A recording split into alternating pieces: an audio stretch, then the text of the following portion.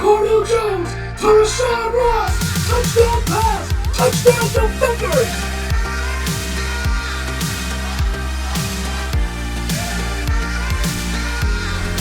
This is the XFL. Hey everybody, Nick here with the Wednesday Night XFL podcast.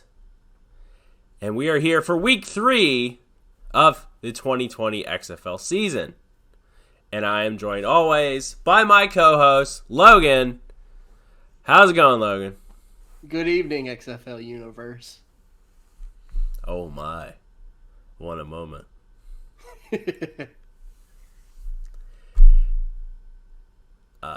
Logan is sick. So that is why he is very melancholy. He's obviously very elated that his DC Defenders are 2-0. Yes. 2-0. 8 more games to perfection.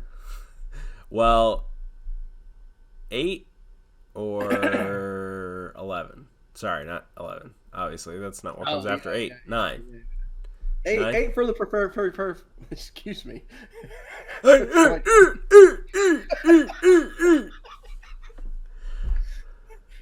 8 for the perfect regular season, and 10 for the perfect all-together season. You know what I mean. When I think of perfect seasons, and I think of Tom Brady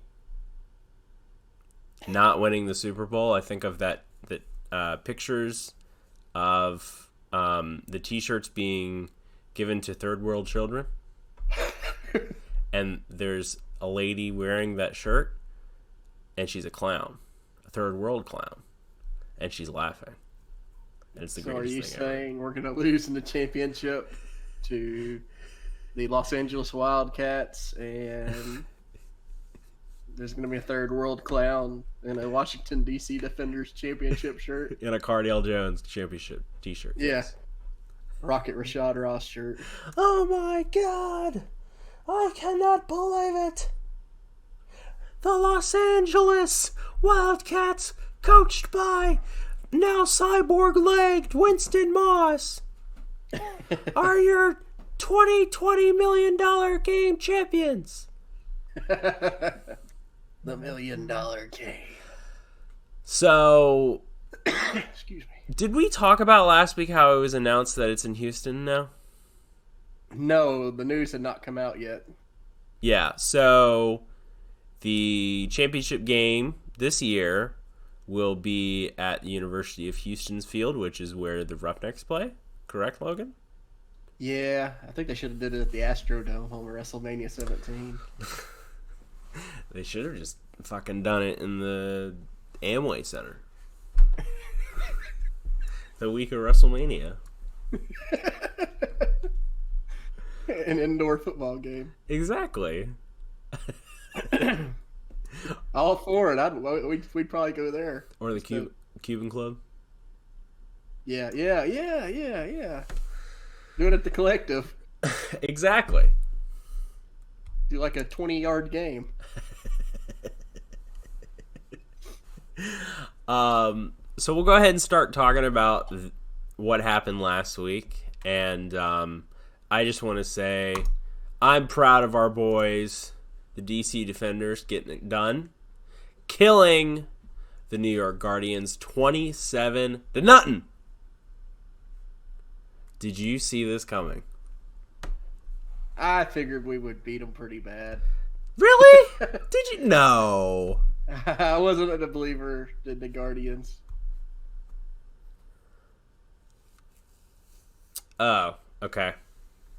I'm still a believer in Dallas, unlike you, though. Well, did I say that the Guardians were going to be... Well, they looked dangerous after week 1. Yeah. I mean, they I think it was more so Tampa just being very bad. So does that mean New York's very bad? Yeah. So have we really beaten any good teams in the XFL after 2 weeks? No. I feel we don't know who's good yet. Yeah. Because, I mean... outside of DC, I feel like DC looks... And Houston... Houston... Of course, we're at the point where is it Houston or is it P.J. Walker just playing crazy? P.J. Walker. But then what happens when P.J. Walker randomly plays us and then we score like 50 points on them and they get nothing? Does that mean that P.J. Walker is overrated and the whole dream of an XFL rivalry? Because that's what's my dream right now. See, he could still throw for 400 yards, 3 touchdowns, and still lose to the defenders. So right, but what I'm saying though is we could he's gonna squash play him. horrible. Oh, This is ultimately, I bet you right now, this is going to be the game of the season. which week is that? That is week. Wow, not till the end of the season. Week 7 Yeah. in Houston. That's a shame you can't. That's a shame you can't see that game. That's a game you would like to have in DC for your tickets. Yeah. But I think it just they had to do the schedule randomly. I don't think they really foresaw. Well, yeah, they didn't know who was going to be good, and it could all shake up now with the CFL add-ons going to bad teams like legend S.J. Green and college legend Armonte Edwards. Do you think he likes Indian food? Yeah, I would if I lived in Boone. I'm glad you got that. I mean, I like it in general, but No, I know, but I'm glad that he I'm sure that he went to the same place that the other hip college kids go to. So if anybody is confused by what in the hell we're talking about, Yeah, that's probably a good idea to talk. there's this delicious Indian buffet in Boone that does a lunch. North Carolina, by the way. Boone, North Carolina, home of the Appalachian State Mountaineers. And the Blowing Rock. Blowing Rock, yes. Where we were supposed to get a picture at, and then I just kept driving. I think you were so worried about Kobe Bryant dying. Yeah, Kobe Bryant died when we ate there. Yeah, and I tried doing a 10-bell salute. It didn't work out. Yeah, rest in peace, Kobe. So, back to the game. 27-0 Defenders. We'll rush down the stats. Humphrey. 12 yards. What? That doesn't look right. Let me see if I can pull up the stats here and give you 12 some help yards? here.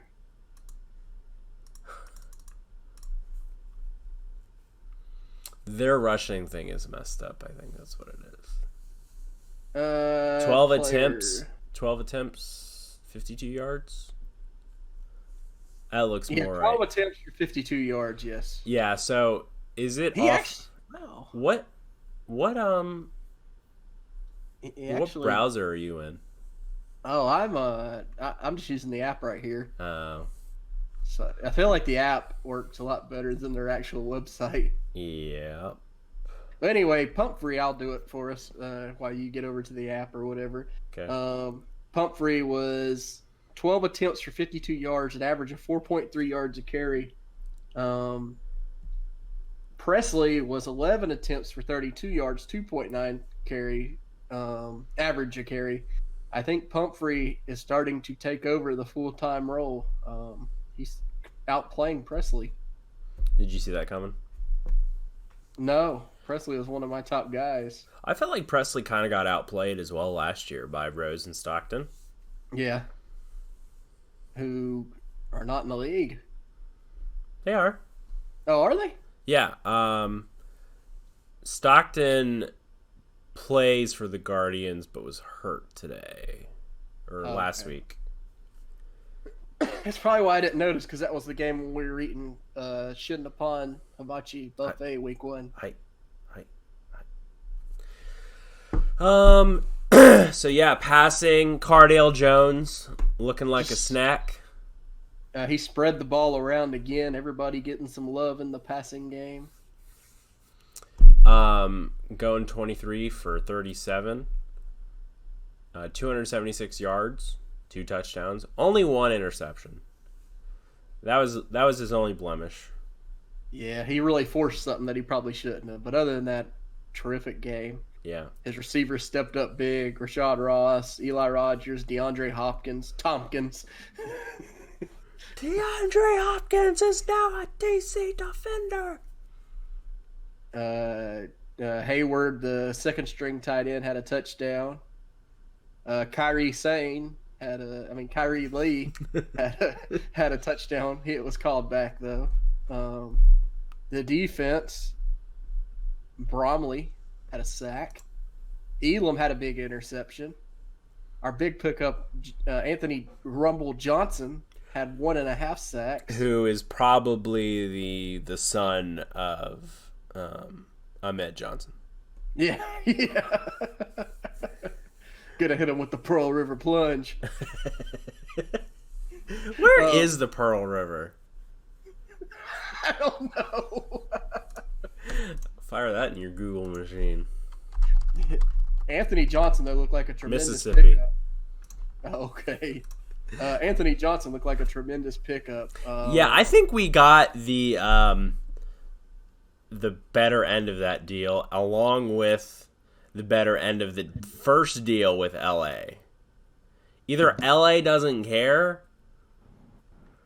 Or Winston Moss is a jackass. Yeah. As well as the fact that trades are very weird in the league. You just trade players. That's it. It's like there's no it's just it's like you're playing like Madden and you just put auto accept on for every single trade. Right. And you're just like, oh, I'm just gonna build a stacked team because the other team's just gonna accept anything. So does that mean if we wanted to get Kenneth Farrow, could we do that? Just give up like our 8th-string quarterback. That's how it seems like it's been working. I'm for it. Let's do it. Can we do that? Now, while we did lose our pretty good defensive back, like we're so deep at defensive backs that it's the next man up, and they played well. Silve was a cornerback. Yeah. Defensive back, yeah. Cornerback, yeah. You said DB. That's not CB. Same thing. How's that the same thing? Defensive back, cornerback, same thing.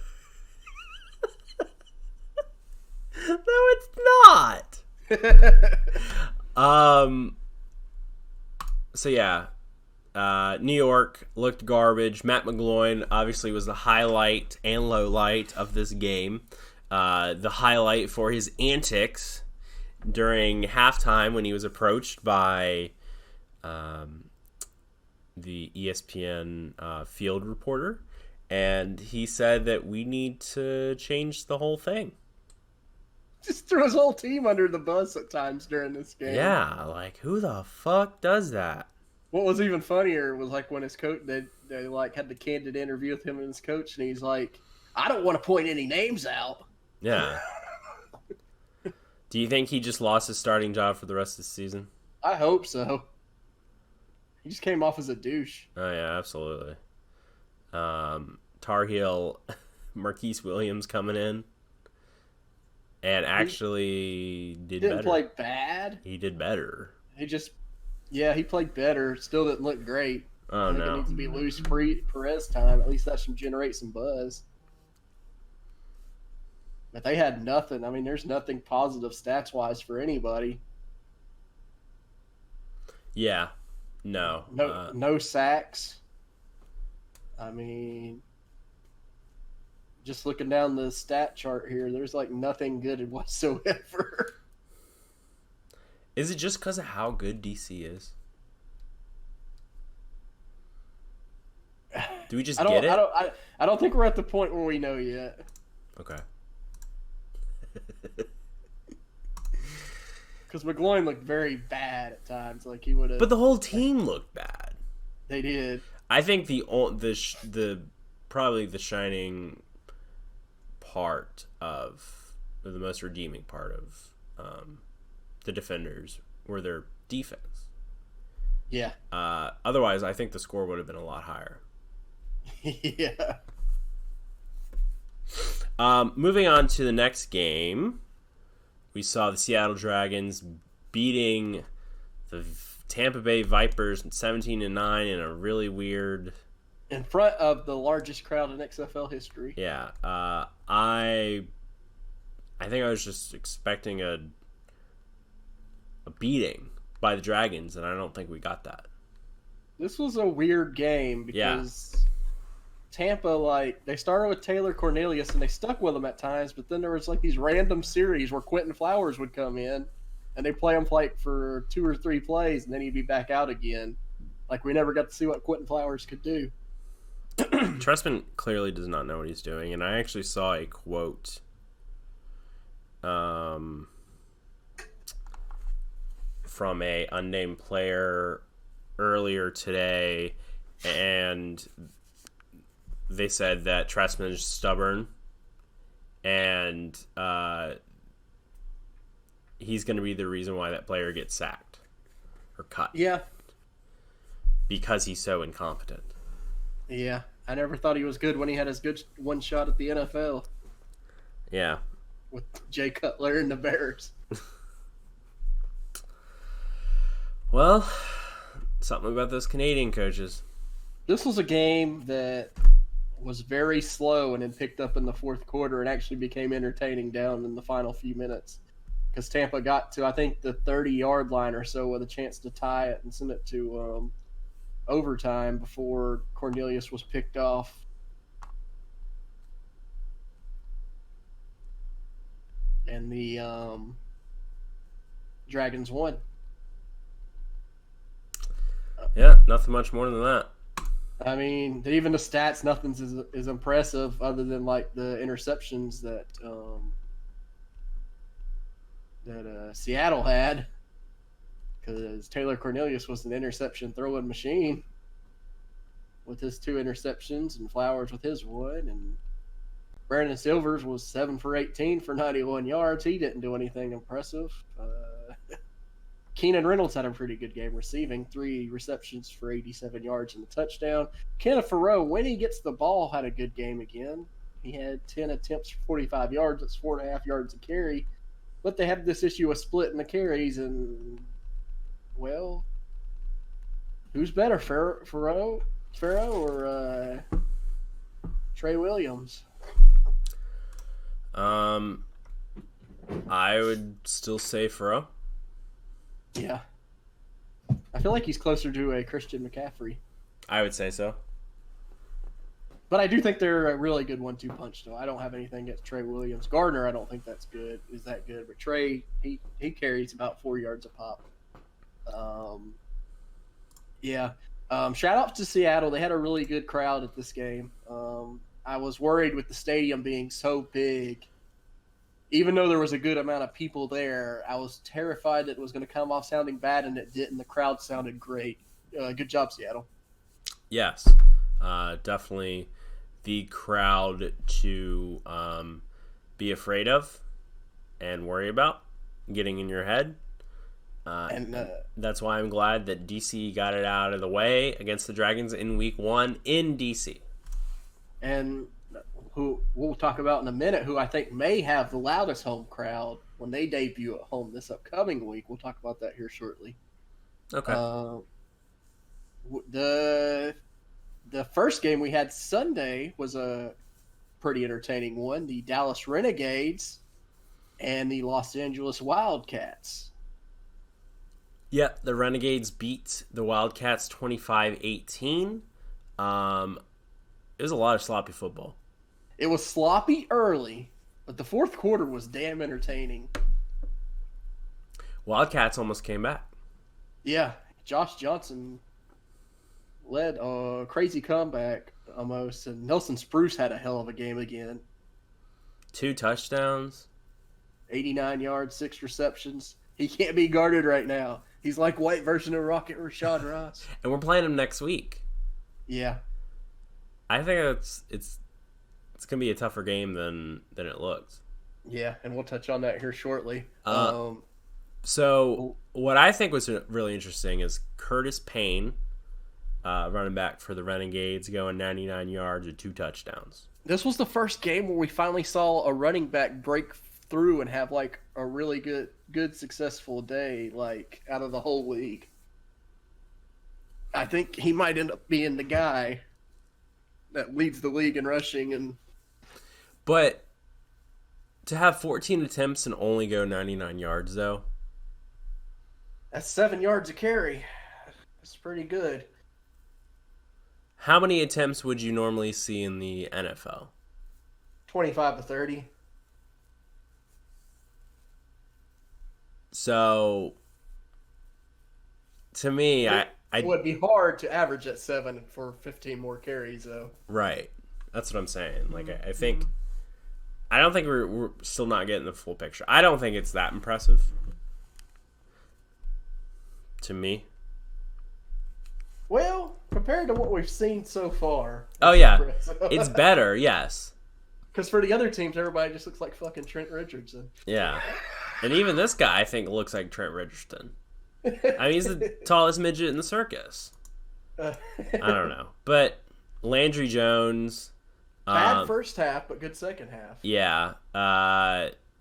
Going 28 for 40, 305 yards, but had 2 interceptions, only 1 touchdown. I think the issue with both these guys early was rust, with Landry being hurt and missing the first game and not being able to play in a live game, and the same with Josh Johnson. By the time it got to the second half, you could tell that they had all that rust knocked off and they were starting to play a little bit better. So I think you'll see better versions of each of them the next few weeks. I certainly hope so. I certainly hope not with Johnson against us next week. I hope all the quarterbacks succeed. Oh, yeah. No, absolutely. Honestly, I'm tired of this shit where everybody's like, oh, quarterback plays terrible in the XFL. But you have to keep in mind that the people that are commenting on this stuff on the Facebook pages are the ones that want it to fail. They're on Facebook for a reason. These aren't the smartest people we're dealing here with, Logan. Yeah, you're right. Next game, Houston Roughnecks beating the Battlehawks in a super close game. The lowest rated game this week. The most exciting, though, but everybody knew it was going to be exciting, though. But it was the choice of channel that it was on, FS1. Yeah, unfortunately, for a lot of the season, we will see the 4th game on the slate be on FS1 because of NASCAR. And it'll probably be the lowest rated game each week, so that may be the death slot for some team each week. Other than that, because all the other games are still having successful ratings, it's just not everybody has FS1. Or has a way to see FS1. Or has to go illegal routes to watch it. Or you have to go on not BN Sports, but crackstreams.com. what was the actual thing that you watch the AAF on? Bleacher Report. Yeah, BR Live. Oh God. We're gonna have to watch the games on BR Live. So I do think I think more people watch the game, but it's not reported because of people had to go other routes to watch it.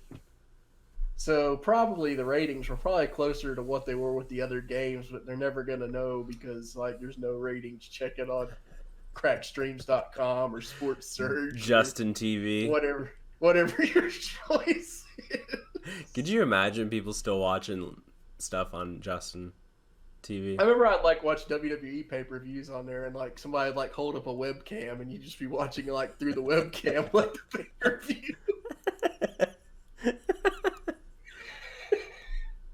Nice. So the Houston. Go ahead. Do Do you remember Stick Cam? Yeah. They I did remember that on there watching as well. WrestleMania, the one that Vince got his head shaved. I remember watching it. WrestleMania 23? 24? No, 23. 24 was Orlando. 23, yeah. yeah. Well, anyway, I remember watching that one on Stick Cam. Man, the ways that we try and go to watch this crap. Yeah.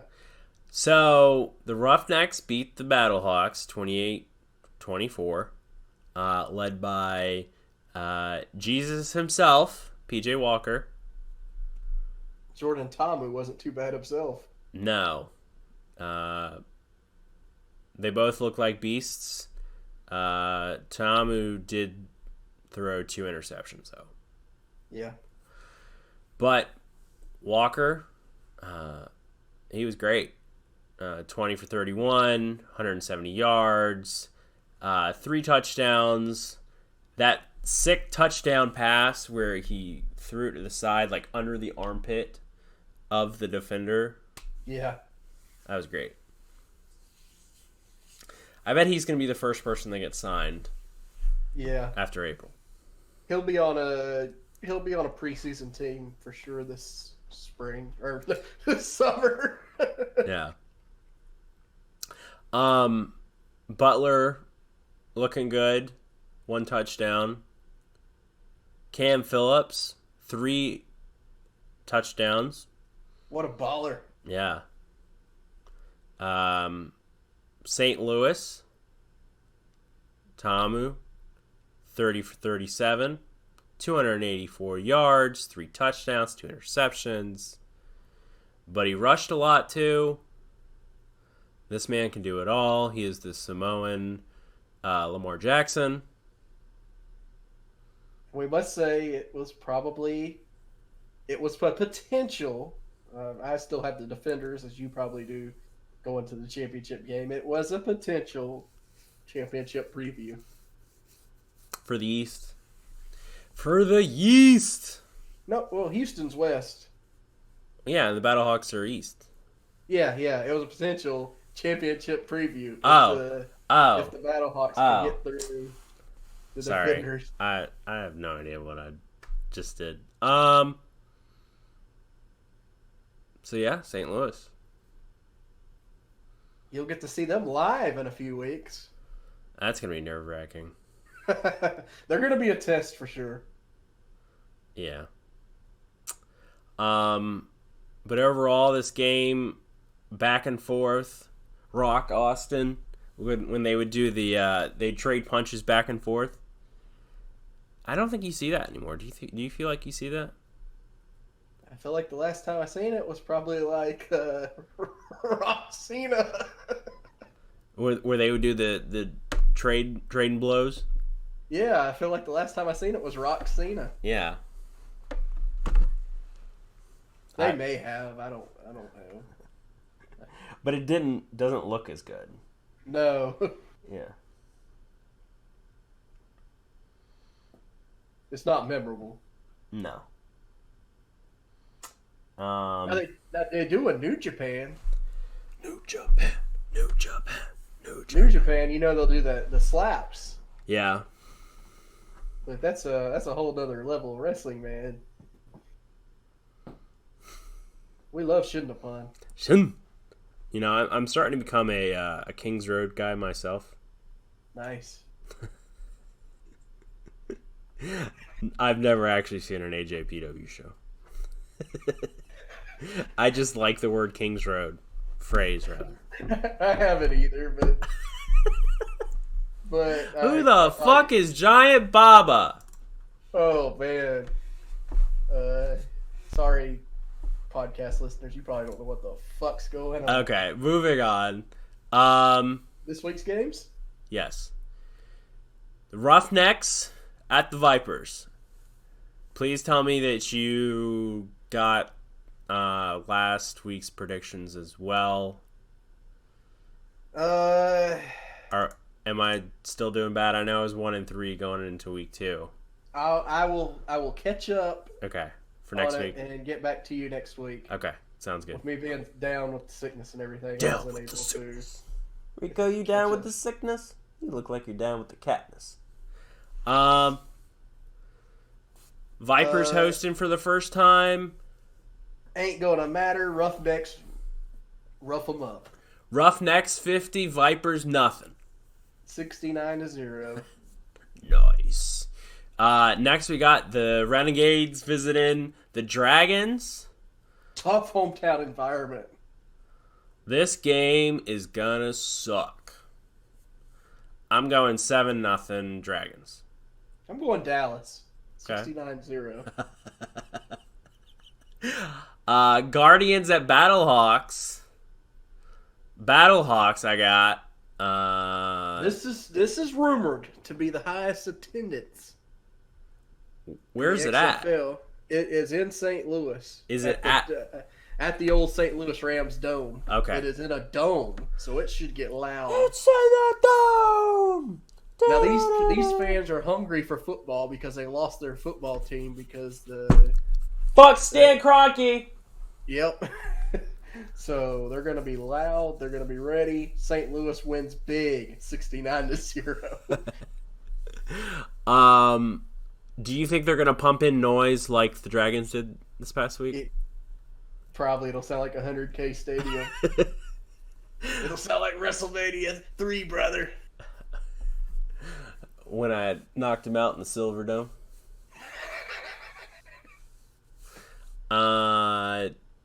DC Defenders at in the FS1 death spot. Oh no! At the Wildcats.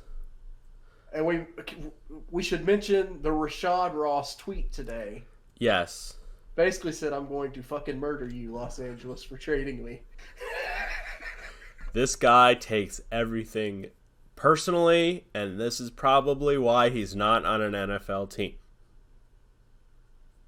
I think he could.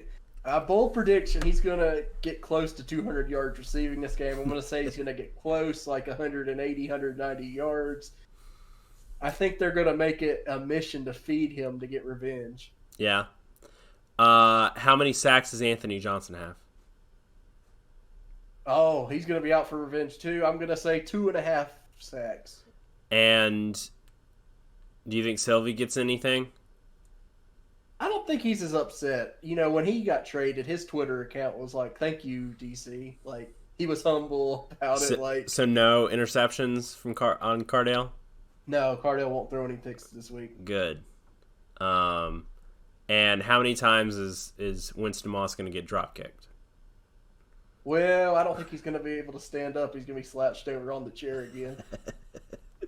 What if they pull like a Kyle O'Reilly and get on top of something and then run up and drop kick him? I hope they do. I hope so too. So Defenders 100-0. I'm gonna go 69-0 Defenders. Nice. All right, which leads us to our power rankings. Number 8. Also, if you guys are missing the mailbag, it will return next week. Who did we put as number 8 last week?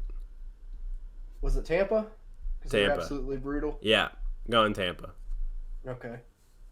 Number 7, Guardians. Number 6, Wildcats. Number 5, Seattle. Number 4, the Renegades. Number 3, Battlehawks. Number 2, Roughnecks. Number 1, the Defenders. My God, all hail. The rating, defending. I can't do it anymore. I'll die coughing. So closing thoughts for this week? I hope I feel better. I feel like I'm getting there. Sorry for coughing so much on the podcast. It'll be better next week. Oh, it took me forever to feel better. But yeah, I'm ready for another week of XFL football on Fox, ABC, and FS1 and ESPN. And ESPN Ocho. ESPN Ocho. Good night, Guadalupe.